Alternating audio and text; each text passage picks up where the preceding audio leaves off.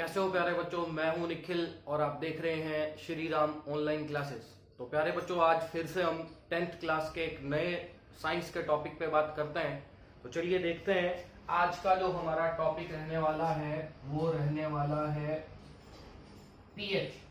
ठीक है, तो पी का मतलब होता है पावर और एच यहां रिप्रेजेंट करता है हाइड्रोजन आयंस को। तो हम पीएच को कहेंगे power of hydrogen ion. PH को क्या कहेंगे? Power of hydrogen ion. तो क्या मतलब है पीएच का कि किसी भी सॉल्यूशन में कितने हाइड्रोजन आयन प्रेजेंट है, कितनी हाइड्रोजन आयन की कंसंट्रेशन है, वो स्केल।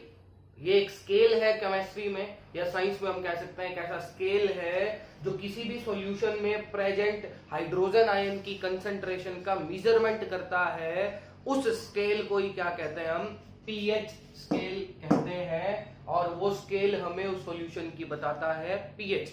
या जनरली मैं बात करूं, आप पढ़ते हैं कि ये सॉल्यूशन एसिडिक है और ये सॉल्यूशन बेसिक है, ये सॉल्यूशन न्यूट्रल है। तो हम पीएच की हेल्प से ही बता पाते हैं कि कौन सा सॉल्यूशन एसिडिक है, कौन सा सॉल्यूशन बेसिक है और कौन सा सॉल्यूशन है वो न्यूट्रल है। तो पहली बात हमें ये देखने को मिली कि पीएच क्या बताता है? Power of hydrogen ion. मतलब किसी भी सॉल्यूशन में कितने हाइड्रोजन आयन प्रेजेंट हैं, हाइड्रोजन आयन की कंसेंट्रेशन कितनी है, उस मेजरमेंट को ही क्या कहते हैं? हम पीएच कहते हैं। तो पीएच कुछ नहीं है, एक स्केल है। एक स्केल है, scale to measure the concentration, scale to measure the concentration of hydrogen ion.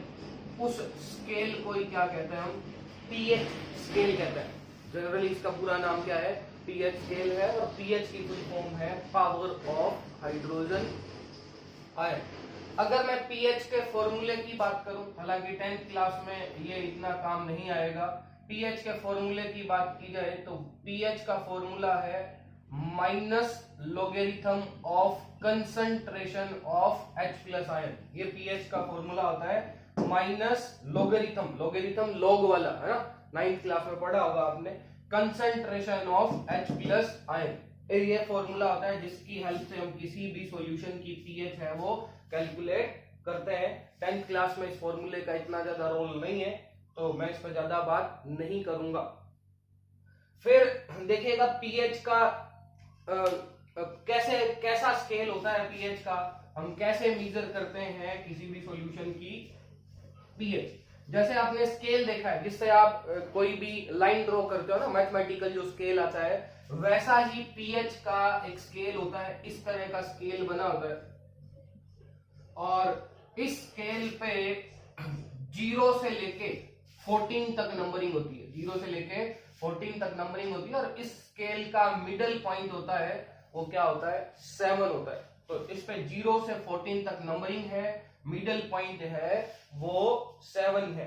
तो ये जो पीएच है ये पीएच की नंबरिंग है। 0 पीएच, 1 पीएच, 2 पीएच, इस तरह 14 तक इस पे नंबरिंग है। तो जो पीएच बराबर 7 है, जिस सॉल्यूशन की पीएच 7 होती है, वो सॉल्यूशन है वो कैसा होता है? न्यूट्रल सॉल्यूशन होता है। जैसे हम जो ड्रिंकिंग वाटर, पीने वाला पानी पीते हैं, उसकी पीएच 7 है और वो न्यूट्रल सॉल्यूशन कहलाते हैं। जिनकी पीएच 7 to 14 होती है वो सॉल्यूशन बेसिक सॉल्यूशन कहलाते हैं। वो सॉल्यूशन कैसे सॉल्यूशन कहलाते हैं? बेसिक सॉल्यूशन कहलाते हैं जिनकी पीएच 7 to 14 होती है। और जिनकी पीएच 0 to 7 होती है वो सॉल्यूशन एसिडिक सॉल्यूशन है वो कहलाते हैं। फिर एक बात और देखिएगा, जैसे जैसे हम 7 से 14 की तरफ जाते हैं तो जो बेसिक स्ट्रेंथ है, जो बेसिक स्ट्रेंथ है वो इंक्रीज होती जाती है। 14 जिसकी पीएच होगी वो स्ट्रांगली बेसिक होगा। जिसकी पीएच 14 है वो क्या है? स्ट्रांगली बेसिक है। जैसे आपने बेस सुने होंगे NaOH, KOH, तो ये सारे स्ट्रॉन्ग बेस हैं और ये जो है 14 की साइड पीएच अपना रखते हैं। ठीक है, तो ऐसा सॉल्यूशन जैसे जैसे हम 7 to 14 जाएंगे वैसे वैसे बेसिक स्ट्रेंथ है वो क्या होती चली जाएगी, बढ़ती चली जाएगी। फिर हम बात करते हैं इधर इस स्केल में, एसिडिक सॉल्यूशन वाले स्केल में, अगर हम 0 से 7 जाएंगे तो 0 से 7 जाएंगे तो यहां जो है वो एसिडिक स्ट्रेंथ है वो बढ़ती चली जाती है, जिसका पीएच 0 के पास होगा या मैं कह दूं 0 होगा, वो एसिडिक स्ट्रॉन्गली क्या होगा, एसिडिक होगा, है ना। तो स्ट्रॉन्गली एसिडिक होगा। जैसे आपने एसिड पढ़े HCl, H2SO4, है ना, ये एसिड पढ़े तो इनकी पीएच 1 या 2 के आसपास होती है। तो जिनकी पीएच 0, 1, 2 के आसपास होती है वो स्ट्रॉन्ग एसिड होते हैं, और जिनकी पीएच 13, 14 के आसपास होती है वो स्ट्रॉन्ग बेस होते हैं। ठीक है जी, तो ये समझ में आ गया होगा कि 0 से 7 जिनकी पीएच होती है वो एसिडिक सॉल्यूशन होते हैं, 7 से 14 जिनकी होती है वो बेसिक सॉल्यूशन होते हैं, 7 वाले न्यूट्रल होते हैं, और 0 के आसपास स्केल में 0, 1, 2 के आसपास है वो स्ट्रॉन्ग एसिड होंगे, और जिनकी पीएच है वो 13 और 14 के आसपास होगी वो स्ट्रॉन्ग क्या होंगे, बेस होंगे। 7 से 14 जाओगे बेसिसिटी बढ़ती जाएगी, और 7 से 0 जाओगे तो एसिडिटी है वो बढ़ती चली जाएगी। मतलब इधर की तरफ स्ट्रॉन्ग एसिड और इधर की तरफ स्ट्रॉन्ग बेस, यहां वीक एसिड और यहां वीक बेस, वीक यहां है वो वीक एसिड होंगे, यहां वीक बेस होंगे। वीक बेस मतलब ये 4, 5, 6 वाले वीक एसिड और 8, 9, 10 वाले वीक बेस, यहां स्ट्रॉन्ग एसिड और यहां स्ट्रॉन्ग बेस। तो समझ में आ गया होगा क्या सीन है। फिर हम देखते हैं जी पीएच है उसका हमारी डेली लाइफ में क्या यूज है। पहली बात तो पीएच मेजर कैसे करते हैं। पीएच मेजरमेंट करने का जो सिंपलेस्ट तरीका है वो है यूनिवर्सल इंडिकेटर। एक पेपर आता है, एक पेपर का टुकड़ा आता है जिसको बोलते हैं यूनिवर्सल इंडिकेटर। उस पे बहुत सारे कलर मतलब है मार्किंग होती है, कलर की पट्टियों के टाइप में, स्ट्रिप्स के टाइप में मार्किंग होती है। जैसा ये पेपर दिख रहा है इस पे बहुत सारी स्ट्रिप्स बनी होती है, पट्टियां बनी होती हैं कलर की। अगर वो उस स्ट्रिप पे कलर रेड साइड अपीयर होता है ना, रेड साइड अपीयर होता है तो हमारा सॉल्यूशन है वो क्या है, एसिडिक है। मतलब हमने एक सॉल्यूशन लिया और उस पेपर को डिप कर दिया उस सॉल्यूशन में, तो अगर उस पट्टी पे रेड कलर अपीयर होता है, डार्क रेड कलर अपीयर होता है, तो वो एसिडिक सॉल्यूशन को इंडिकेट करता है। और अगर उस पट्टी पे ब्लू कलर अपीयर होता है तो वो बेसिक सॉल्यूशन को अपीयर करता है। ठीक है जी, अगर वो उस पट्टी पे रेड कलर शार्प हो जाता है, डार्क हो जाता है तो एसिडिक सॉल्यूशन होता है, और उस पट्टी पे उस पेपर पे अगर ब्लू कलर शार्प हो जाता है तो वो बेसिक सॉल्यूशन को इंडिकेट करता है। तो ये जनरल तरीका है किसी भी सॉल्यूशन की पीएच को मेजर करने का। अदरवाइज लेबोरेटरी में जब आप जाओगे तो वहां एक पीएच मीटर होता है, और उस पीएच मीटर डिजिटल मीटर होता है, उसकी हेल्प से आप पीएच है उसको मेजर कर सकते हैं। चलिए अब हम देखते हैं कि डेली लाइफ में क्या यूज है पीएच का, क्यों हम पढ़ रहे हैं पीएच को, ऐसी क्या हमें समस्या आनी पड़ी कि हमें पीएच को पढ़ना है। तो देखिएगा सबसे पहले हम हमारे डाइजेस्टिव सिस्टम में बात करते हैं। आप जो भी खाना खाते हो सबसे पहले जो सही तरीके से डाइजेशन है, बाकी डाइजेशन तो बकल कैविटी से स्टार्ट हो जाता है, लेकिन मेजर जो पोर्शन डाइजेस्टिव सिस्टम में फूड का डाइजेशन स्टार्ट होता है वो आपके स्टमक में स्टार्ट होता है। और स्टमक में एक हार्मोन होता एक एंजाइम होता है पेप्सिन।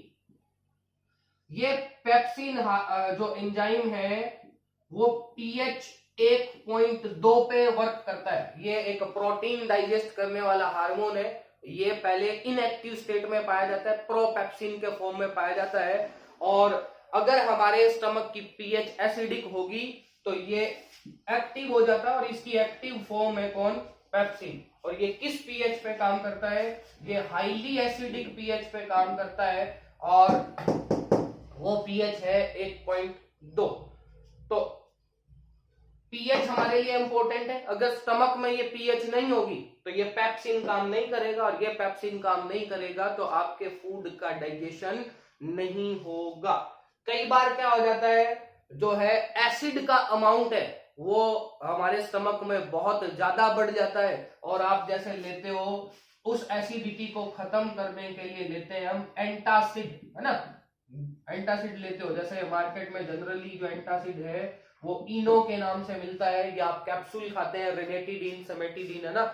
मम्मी या पापा घर पे गैस के कैप्सूल या, है ना, कहते हैं एसिडिटी हो गई है तो कैप्सूल खाते हैं। तो जनरली जो एंटासिड यूज किया जाता है वो इनो होता है। इनो की नेचर है वो बेसिक या एल्केलाइन होती है, तो आप जैसे ही इनो पीते हैं तो जो पेट में स्टमक में एक्स्ट्रा एसिड बन गया है उसको न्यूट्रल करने का काम कर देता है, और उससे क्या हो जाती है, एसिडिटी खत्म हो जाती है। सारे एसिड को न्यूट्रल नहीं करता, सारे एसिड को न्यूट्रल करेगा तो फिर ये पेप्सिन ही एक्टिव नहीं होगा, और पेप्सिन ही एक्टिव नहीं होगा तो डाइजेशन का काम है वो नहीं होगा। एंटासिड क्या होता है, एसिड के अगेंस्ट जो काम करते हैं उनको कहते हैं हम एंटासिड। चलिए दूसरा जो इंपॉर्टेंस है पीएच का वो देखिएगा, हमारा जो ब्लड है उसका पीएच भी आप याद रख लें 7.4 होता है, मतलब लिटरल बेसिक होता है, ज्यादा बेसिक नहीं है, थोड़ा सा बेसिक है, 7.4 थोड़ा सा, है ना। उसके बाद हम बात करते हैं एसिडिक रेन की, है ना। एसिडिक रेन क्या है, हमारे एनवायरनमेंट में बहुत सारे पोल्यूटेंट हैं, जैसे CO2 है, SO2 है, carbon dioxide, sulphur dioxide, sulphur trioxide, SO3, nitrogen dioxide. तो ये सारे पोल्यूटेंट जब बारिश होती है तो बारिश के पानी के साथ मिलके एसिड बना लेते हैं, और वो पानी एसिड के फॉर्म में हमारी अर्थ पे गिरता है, उसी को कहते हैं हम एसिडिक रेन। तो एसिडिक रेन में अगर पीएच 5.6 से कम हो जाए, जो पानी आ रहा है रेन का उस पानी का पीएच 5.6 से नीचे हो जाए तो हम उस कंडीशन में उस बरसात को क्या नाम देते हैं, एसिडिक रेन नाम देते हैं। अगला देखिएगा, जैसे टूथ डिके, दांतों का गलना। आप देखते हैं बच्चों के या कई लोगों के दांत गल जाते हैं, तो क्या होता है, वो कुछ खाना खाता है और उस खाने का पार्टिकल हमारी बकल कैविटी, दांतों के बीच में ही रह जाता है, और दांतों के बीच में रहने से उस खाने में बैक्टीरिया ग्रोथ करते हैं, बैक्टीरिया उस खाने में सड़न पैदा करते हैं, बैक्टीरिया है उस पे जो है फर्मेंटेशन करते हैं और सड़न पैदा करते हैं बैक्टीरिया उस खाने में, और वहां एसिड क्रिएट हो जाता है, और एसिड क्रिएट होने के बाद दांतों पर एक मटेरियल होता है एनेमल, है ना। जो व्हाइट कलर का आपको मटेरियल दिखाई दे रहा है वो हार्डेस्ट मटेरियल है एनेमल, जो दांतों को प्रोटेक्शन करता है, लेकिन बैक्टीरिया की ग्रोथ के कारण वो दांत है वहां एसिड क्रिएट हो जाता है बैक्टीरिया की ग्रोथ के कारण, और दांत पे प्रेजेंट जो प्रोटेक्टिव लेयर है एनेमल, वो एनेमल है उसका डिके होने लग जाता है। और अगर हमारी बक्कल कैविटी, हमारी जो ये कैविटी है बक्कल कैविटी, मुंह कहते हैं जिसको आप, उसकी पीएच 5.5 से कम हो जाए तो आपके दांत हैं वो गलना स्टार्ट हो जाएंगे। इसीलिए जो आप टूथपेस्ट करते हैं वो टूथपेस्ट बेसिक नेचर का होता है, ताकि आपकी बक्कल कैविटी में जो भी एसिड बना है उस एसिड को न्यूट्रल कर देगा कौन, आपका टूथपेस्ट। ठीक है प्यारे बच्चों, तो ये आपके पास था पीएच का इंफॉर्मेशन। चलिए, thanks a lot for watching this video.